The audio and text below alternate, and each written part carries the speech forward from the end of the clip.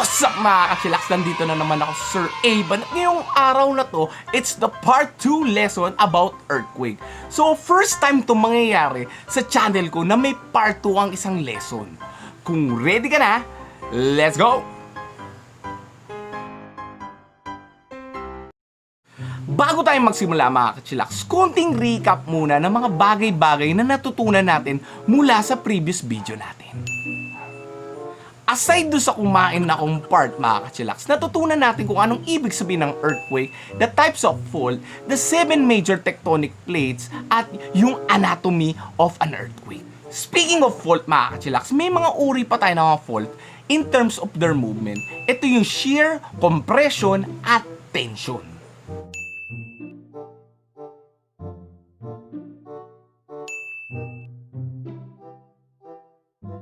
So pag sinabi nating tension mga ka-chillax, yung mga bato sa crust ay naghihiwalay. Hihiwalay. Hihiwalay. Di ko kayang tanggapin. Pero pag sinabi nating compression mga ka-chillax, yung mga bato sa crust ay nagdidikit-dikit sila. Ay nagdidikit-dikit.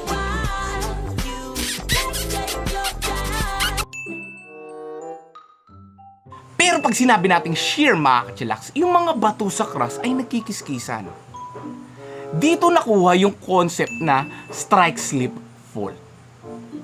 Ngayong alam na natin yung types of fault in terms of their movement, paano kaya natin ito maaalala?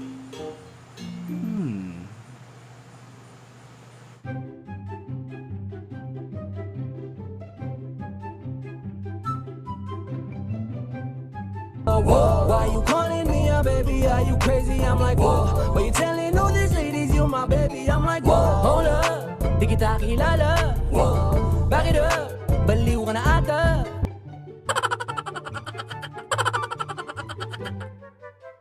In terms of activity naman mga ka-chillax, may tinatawag tayong inactive and active fault. Pag sinabi nating active fault, within the span of 10,000 years mga ka-chillax, gumalaw tong fault na to. Pero pag sinabi nating inactive naman mga ka-chillax, in a span of 10,000 years, hindi pa siya gumagalaw. So yun yung types of fault in terms of their activity. Speaking of earthquakes mga ka-chillax, may mga theories kung bakit nagkakaroon ng earthquake. Isa dito yung tinatawag nilang elastic rebound theory. Parang ganito mga ka-chillax. Kunyari ito ay yung bato sa ilalim ng lupa. Yung mga bato na to ay may energy rin sila kahit hindi sila gumagalaw. Ang tawag doon sa energy na yun ay potential energy. Once na yung mga bato na yun ay nagbe-bend due to pressure or whatsoever other factors mga ka-chillax, nagbe-bend sila. And once na nag-bend sila, yung narinig niyo yung mga ka-chillax, diba? Yung nag-snap. Yung pag-snap na yun, yun yung pag-release ng isa pang energy na tinatawag natin ngayon, kinetic energy. Once na-release na yung kinetic energy, doon nagsisimula or doon nangyayari yung earthquake. So, ano mangyayari mga ka-chillax pag nandito na sila, Sir Aban? Pag nakaganyan na sila, yung mga ibang bato na nasa ibabaw nito ay nag-a-adjust din. Kaya tayo nagkakaroon ng aftershocks kasi nag-a-adjust yung lupa. Parang ganito.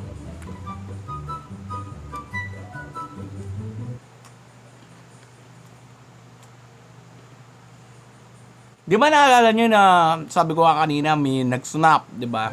Yung snap na mangyayari na yun sa ilalim ng lupa, magkakos ng vibration. Eh, alam natin yung vibration can cause mga waves, di ba? So yung waves na yun, ang tinatawag dun is seismic waves. At yung seismic waves ay nakaklasify natin sa dalawa. Ito yung body waves tsaka surface waves.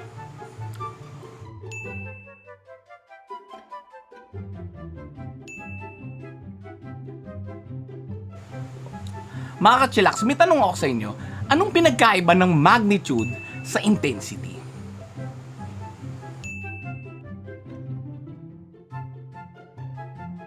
So basically, mga ka-chillax, pag sinabi natin magnitude, it measures the size of an earthquake based on sa energy na na-release niya. Paano nga ba na-measure ang magnitude ng isang earthquake? Una dito yung tinatawag nilang seismograph or seismometer. By the way mga kachillax, may pinagkaiba yung seismogram tsaka sa seismograph. Yung seismograph, yun yung tool na pang-measure. At yung seismogram naman mga kachillax, ito yung may papel na may mga readings.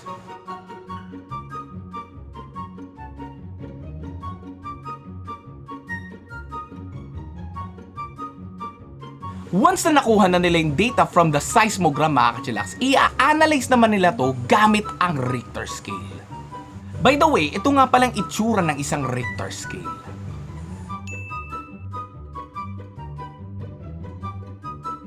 By the way mga kachillax, ang nakaimbento nga pala ng Richter scale ay isang American physicist and seismologist. Ang pangalan niya nga pala is Charles Francis Richter. Dumako naman tayo sa intensity at ito ang definition ng intensity.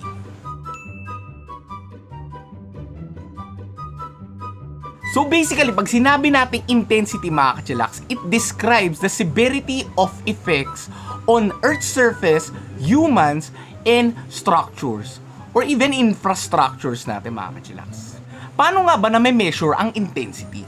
Meron tayong tinatawag na modified Mercalli scale na nagdi-describe sa severity of effects ng isang earthquake sa isang lugar.